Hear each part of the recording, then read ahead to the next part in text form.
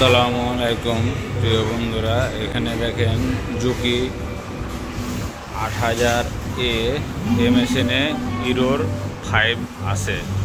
আমি অনেক কিছু করার পরে 5 গেল না, তো সম্ভবত ইরোর 5টা আপনার এই যে কেবল আছে না, কেবলের তারের সমস্যা। আমরা চলে আসছি এই যে তারে,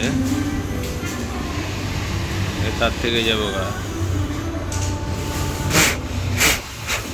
একটু ভালোভাবে পরিষ্কার করে নেবেন। পরিষ্কার করে নেওয়ার পরে